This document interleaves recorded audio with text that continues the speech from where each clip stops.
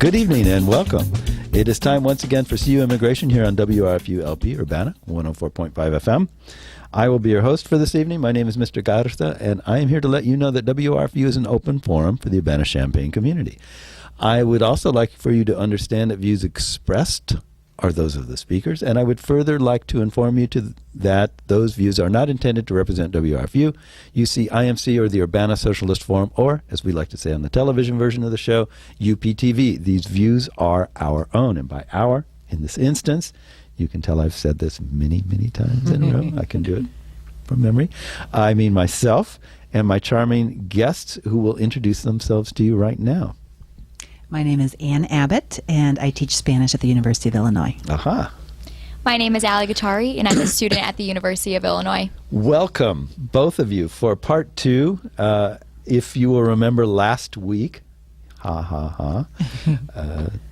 we were talking about your course, which is Community Spanish in the Community, right? Spanish in the Community. And you're studying that and you're teaching that. There was a second course, too, though. What was that called? It should be called Spanish and Social Entrepreneurship. Social entrepreneurship. What is social entrepreneurship? Do you want me to take this one? Or Sure, and I'll tag team with you. Okay. So social entrepreneurship is a mixture of commercial and for-profit strategies, like, for example, generating income, but not for in nonprofits. So they use tactics from business, strategies from business, for nonprofits in order to make them economically sustainable. But the end goal in a for-profit company is to generate revenue and profits for the shareholders or for the owners. Right. The end goal for social entrepreneurs is to, yes, generate money so that they can keep operating, but really what they're trying to do is create social value. They're trying to make the world a better place. Mm-hmm.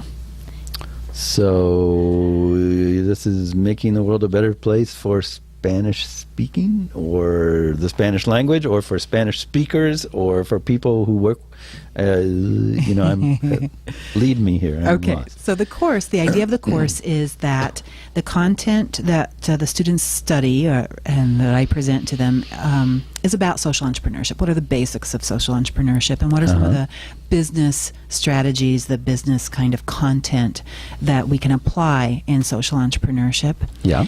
But at the same time, what I'm trying to get across to the students is, if you're going to be a successful social entrepreneur, you must know very deeply the community that you're working with. Okay. And so in this case, it is, how can we use, so these students, again, they spend 2 hours a week working with a community partner, using their Spanish with Spanish speakers here in Champaign-Urbana, and then they spend 2 hours a week with me in class.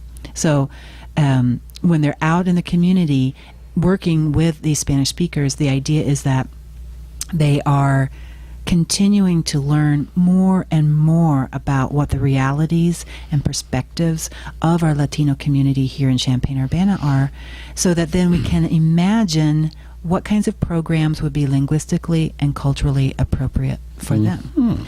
So one example that I like to use is, if you thought, I'm going to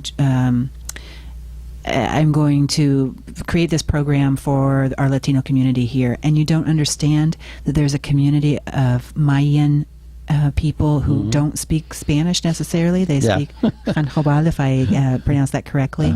Then you haven't understood your community well enough, and you're not going to be as successful as you might have hoped to be. So that's just one particular example about what it means to what is the Spanish part of social entrepreneurship in this course that I teach. Yeah. When the early days of CU Immigration Forum, one of the people who expressed an interest in working with us was very young and gung-ho. And this person, they said, there's so much, we can do for the immigrant community. And they kept using this word immigrant community over and over again. And finally, after a while, I was like, there isn't really any such thing as an immigrant community. There are immigrants, and they're a community in the Right. sense that they all are all immigrants, and they share that particular experience. But there isn't a thing. There's not a place you can go. There's no Chinatown Right. or immigrant town here. It's like it's a lot harder than you think to find people and find what they need. I mean, there are certain, like I said, similarities based around their legal situation vis-a-vis the government, but beyond that, it's wide open. So we have to be really careful when we're like designing programs for or ways of helping the immigrant community, because that's something we imagine that exists, Right. because we see them over there, but they don't see themselves that way. They don't look at each other and go, "Oh, my brother, we're both immigrants. You're Right. from Czechoslovakia and I'm from Chile." And it's like, no, they don't see Exactly. anything similar about themselves at all, So it's tricky. It's just really tricky. And I see what you're saying there. It's like, I don't know how you convey that to somebody necessarily, but I mean, you're at least talking about the Spanish speaking. That kind of narrows it a bit, but Right. you still have anybody from, Paraguay to Spain to Mexico to wherever. Right. We see this happen a lot. And it's kind of a class that I previously took before Anne's that really inspired me to find Anne's class was I went to Peru through the university on a global studies trip just as a 3-week course. And we were working with an NGO, and we were to make stoves and place them into people's houses that in the Andes region, and a lot of the clients that we were working with spoke Quechua.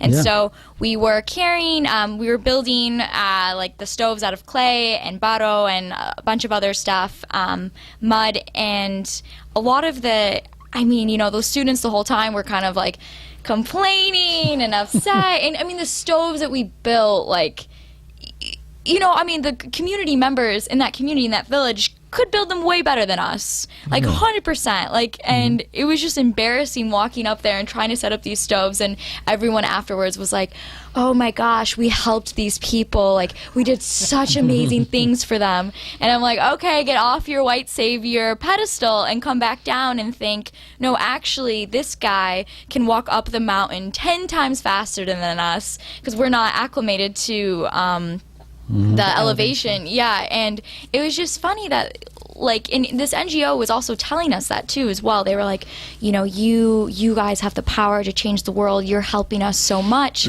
And so I kind of afterwards, like, all this discourse was really bothering me and making me upset. And so I was researching, and it was interesting that actually this NGO is, on the surface they come off as a nonprofit, but they really weren't. Like, this was really basically a study abroad program for students mostly from the United States and the UK. A lot of the students that I was working with from very, higher institution like Dartmouth and Harvard, and it rubbed me the wrong way, and found out too as well that the bricks that they were receiving were from child labor. And so it's just like, I did a lot of research on this organization, and I'm like, nope, never again. So that really inspired me to take Anne class. So I think we see that as well, again, in our community, that we're not asking questions. We never really went up to the community members like, well, what do you want? How can we help you anyway? We didn't ask. We just started putting it in. And all the stoves that we were building, I mean, I asked one of the little girls in Spanish, and I was like, how long do these last? And she was like, less than a year. I'm like, well, that's not sustainable by any means. What's sustainable is that you're receiving money from U.S. students to continue on with this. Oh, I see. So this might be too personal for you, but why do you think you saw that and other people you were with didn't? I mean, why was that evident to you that you were like, this is weird, what's going on here? And other people are like, oh, we're being so helpful. What was the difference? I don't know. I guess I'm really observant, and I kind of had a really bizarre feeling. I didn't feel good when I was walking into people's homes and I was there to help them, because I knew that everyone in that home that I was with, they knew how to do this. They've been doing this for years on end, and there was definitely a cultural difference. And so I just had a just an awkward encounter where I really wanted to engage with my clients, but not necessarily in that way, because I had no experience of building stoves out of clay. That's just not my expertise. But I loved talking to the kids about their school experience or other aspects of life. And I talked a lot about it with one of my professors that led the trip, Laura Hastings. So, and she's great. Yeah. That's her. Yeah, she's no longer specialty. here. Right. No. That's too bad.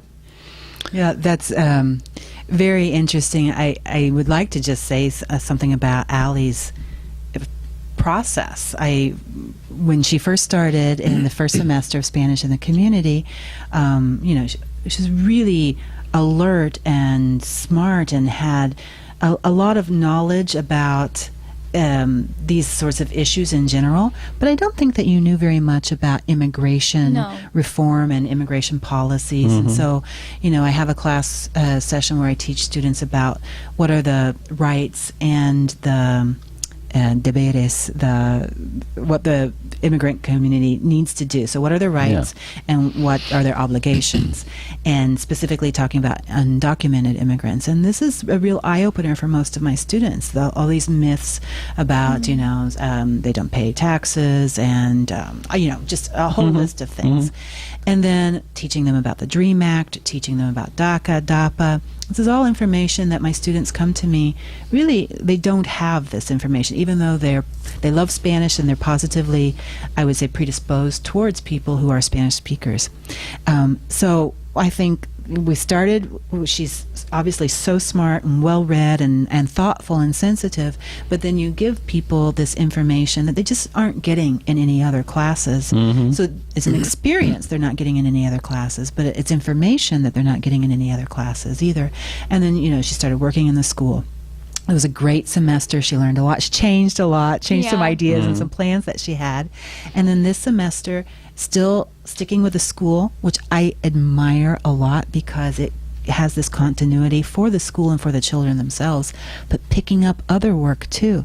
So she started working for La Linea, not just for my class, just because that's something that she wanted to do. And then doing a lot of volunteer work for other events.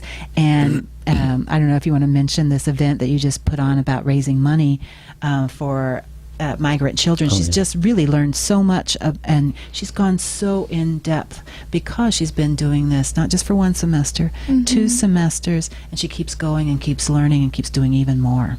Yeah. I think I just definitely Anne's class, I got kind of that foundation, and it was like, okay, well, what can I do with this knowledge? And so that's kind of how I met you and connected to people in IF, and so it was great for me to be in a situation of seeing so many community members that are so passionate about immigration, and kind of they're all doing different things, and it was a space to hear everyone share their ideas and what they're doing. And so recently, last Friday, members from our course, we raised around over $260 for migrant children in Champaign-Urbana. So we know of several that are in the schools right now, and so we really want to help subsidize that burdening cost of legal representation and transportation. So it's just a start, but we have some other events coming up as well. Yeah. It's really great what you're doing with that. I think that's really cool, and I think it's really I think it's really great that you're offering these classes too, because there's like a whole, maybe industry is too big a word, but maybe it isn't, of connecting people that don't really want to get their hands dirty but would like to feel that they're doing good things with people who obviously need something, but I don't really want to get to know you. You're too different from me. I just, somebody tell me where I can give my money, and I'll give my money to it, and so there's an opening there for entrepreneurial types to go, okay, I'll tell you where to give your money, where it will go, and I'll make sure it gets there, sort of, and I'll just take some of it along the way, and I'll make a good living at it. And it's frustrating to me as someone who, I've done this stuff for a long time, and I just did it because I was just doing it. I knew people that needed help, and they knew me, and they knew I knew this, and it just kind of happened. Right. And I never thought of it in terms of like, I'm going to do good deeds. It was just more like, oh, I know somebody that needs some help. I'll go help them out because I know what they need. Like, hey, I know how to do that. Exactly. But it all started with what they were looking for. It had nothing to do with what I thought they needed. Because it would never occur to me, I guess, to like try to decide for somebody else what they need. Like, I think you really need new shoes. I don't know about those. They're looking kind of shoddy. You know what I mean? It's like, I have a what place lesson is with my that? students where I show them Ashoka. And that is if you go to ashoka.org, you'll see that they have these fellows, is what they call them, these social entrepreneurs, that they are people from the place, which could be anywhere, even in the United States, but mostly in other countries. And they recognized a problem in their community because they're a part of that community. Yeah. And they had a solution. They knew how to solve it because they're part of that community. And what Ashoka does is give them some resources so that they can solve the problem themselves. It's not, we don't need to come in with a program. We don't need to come in with our people, right? Our loans or whatever. It is just, let's give people the opportunity to do, let's give them a hand, and they'll be able to fix they know what their problems, challenges are better than we do. I have another example that I like to share about, not always knowing what people's challenges are. After students have been in my class for about, let's say, 3/4 of the semester, what I've done before is say, okay, I want you to go up to the blackboard and I want you to write down what you think the most pressing problems are for the Latino community here in town, the Spanish-speaking community. And they've been working 2 hours each week in the community and doing good things and learning a lot. And one semester I did that, and the students wrote things like things about poverty, things about education and lack of education in Spanish and problems with education. And I said, okay, so this is what you have seen as the most pressing problems. Let's take a look at this private Facebook group, which I won't name right now, but it's a wonderful group. And let's see what people in the Spanish-speaking Latino community here in town, what are they talking about? What do they see as pressing problems? And what we saw from what people were posting was immigration reform, Obamacare, temporary driver's licenses. These were the issues that were first and foremost in these people's minds as the challenges that they had to meet. And of course, what I tell my students is, it's not that you're wrong, that these are challenges, of course, but that's not what these people are focusing on, because these things are more urgent for them for a variety of reasons. Yeah, I'm reminded of a story from years ago where,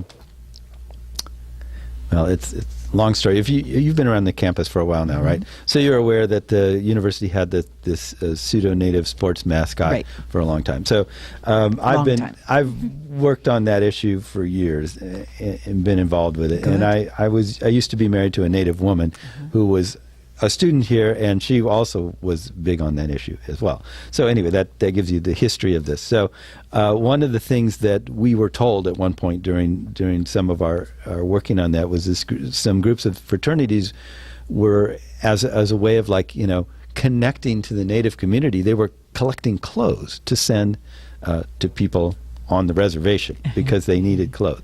So I thought this was kind of weird, because whenever we would go home to the reservation, everybody had closets full of clothes. I mean, they're just everywhere. Right. And you can't live in the United States and not be able to just come up with mountains of T-shirts or whatever, And so it was but they'd be living in trailers with holes in the floor, and I just all this just horror. There's no job for 100 miles from anywhere.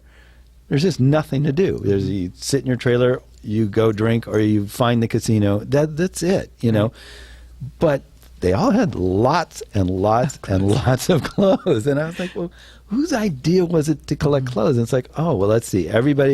All us wealthy people have lots of clothes, and we have to periodically go through and get rid of them. So what is the socially conscious thing to do? Let's give them to somebody in need.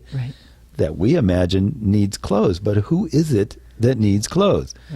And nobody around here. So that just, I don't know what made me think of that, but I was just, I guess what we were talking about is just how disconnected people are from the needs that are out there versus what they have to give. For a lot of us, I would love to find somebody that wanted my old junk that I didn't really want to throw away. I really wish I knew somebody that needed like an old TV that I'm not using, Right. But I'm not going to just necessarily Right. force that on somebody just because I don't need it anymore. And Right. it makes me feel good because, hey, that cost $1,000 when I Right. bought it. Surely somebody Somebody can use this. must need this. Yeah. I will say, though, in terms of clothing, I don't want anyone to walk away with the idea that they should never donate clothing, because here in town, the Refugee Center has led us in this winter clothes, coats and scarves from people who come here. So I just want to make sure that no one walks away feeling like they shouldn't give to people who are recently arrived and don't have their winter garments. Yeah, and for the record, a lot of the migrant workers that come through here, we collect clothes for them every year because they go through clothes like crazy. I'm sure. They're out there in the cornfields and their pants are shredded. Everything gets just destroyed from that kind of. It's very heavy labor, and they do need clothes, Right. but they don't need your like ski jacket. They need tough. Right. They need stuff suited for what they're doing, not just whatever was in your closet that you're not Exactly. wearing, party dress or something like that's useless to them. So, yes, you're right. I that was maybe a bad example because there are situations where people do need clothes. It's Right. just they need kind of certain kinds of clothes, like winter clothes or work clothes or Right. something that's usable. But there again, you have to actually get out and get to know them, which is what your Exactly. class is about. Is get to know your community, Right. let them tell you what they need, and then see if there's something you can do about that. And so it's Pretty this, simple. in the entrepreneurship class, it's this sort of strange thing where business has this figured out. If you want to sell to someone, you have to have a marketing profile of your target market that says how much money do they make, how many children do they have, what's their age, how much education. You have to have a really developed profile of that person. Business has that figured out. Now, I think in higher education and nonprofits, that needs to be figured out too. Not so that you can make money off of these people, but so that you can actually understand what their needs are. And it seems we're not there yet, but we're approaching the end of our second half hour of this show. And it seems like there's all sorts of things we didn't talk about. That's things. probably my fault as much as anything, because I tend to wander off in tangents and stuff, talk about whatever. And please feel free to come back anytime and be our guest again. But was there something shortish? Could I give a plug? Plugs are great. Okay, so as we were talked about before, unaccompanied minors. So unaccompanied Yes. minors are children that have crossed many borders from Central and South America to the United States in the hopes of trying to escape poverty situations at home or violence or possible abuse that's going on. And so there are several in the Champaign-Urbana area, and so as I said before, we're trying to raise money for legal representation. On average, legal representation to help students can be around $4,000. So we're really trying to hope to raise a lot of money, and we are going to be hosting 2 screenings. The dates are still tentative, but we will be publicizing these events at the YMCA and Urbana High School in the month of April. So those are some events to look out for and be part of, and we're going to have a panel and to be discussing this issue as like a humanitarian issue that's been going on for years, but also what's happening in our local community.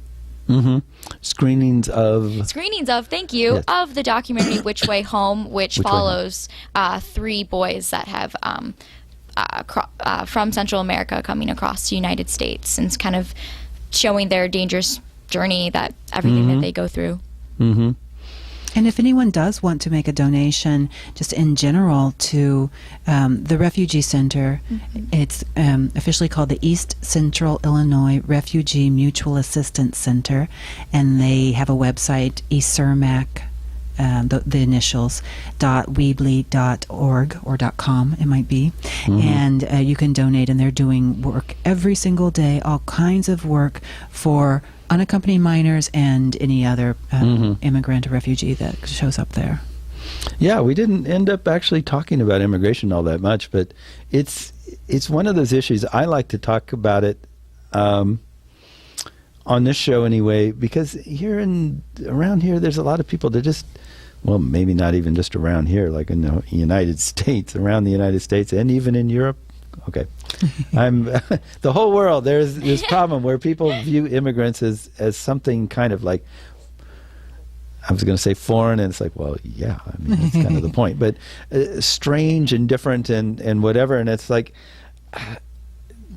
I keep trying to get, and one of the things I like to do on the show is just talk about how ordinary they are, how just people are people. I am there are a lot of places in the world where I would be very strange. But if you know me, it's like, oh, that's just that guy, and that's the thing. That's just somebody you don't know yet has different kind of background and maybe different things that they're trying to do. But there's some pretty basic stuff that they share in common. They like to have a place to live. They like to eat good food. Right. They like to be relaxed and feel safe. And like there's a lot of things. No matter, it's remarkable how different we all are from each other in some ways, but it's also really remarkable how similar we are to each other in other ways. And there's nothing dangerous about immigrants, really. I mean, there are dangerous people all over the place, and they're not necessarily immigrants. It could be your next door neighbor, it could be just wacky or whatever.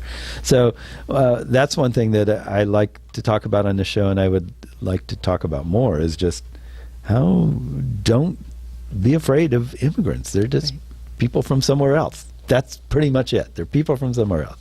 And I think it's really cool what you're doing, that you're helping students.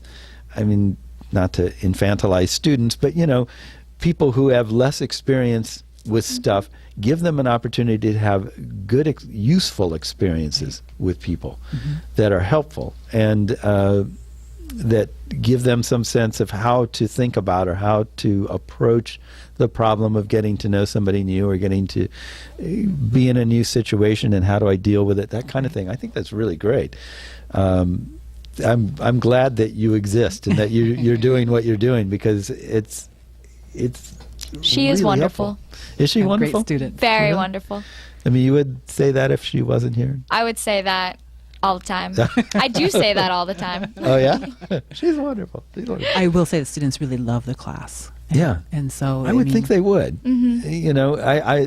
Some of them probably might feel kind of weird at first, like, oh, I had no idea what I was getting into here. But once they get going, and I think you would feel the usefulness of it. Especially because it's smaller too, and it's like, okay, what is your experience? What are you thinking? And it's, oh, wait, I'm not in a lecture class, or I'm not, looking at the PowerPoint or on my iClicker. It's right.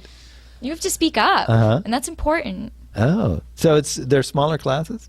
Oh, you don't have like 300 Definitely. People in a big hall, and you talk to them, and put them to sleep. They're limited to 20 per class. Oh, 20 per class. Oh. Sorry, I've got to figure out a quiet way of reminding myself that indeed our time is up. If I don't do this, then it'll run over just a little bit, and I have to figure out how to chop out 2 minutes of this show. Anyway, thank you for joining us. You have been listening to CU Immigration here on WRFU LP or UPTV, depending on how you are accessing this. We've had 2 wonderful guests on. I really appreciate their coming on for the second week in a row. It's amazing that you've managed to carve out, this time 2 weeks in a row like this to do this show. With the same clothes. So I guess I'll let you know that we'll be back next week from 7 to 8 or thereabouts, because we're very flexible here. And I thank you for joining us, and we'll see you next time. Bye.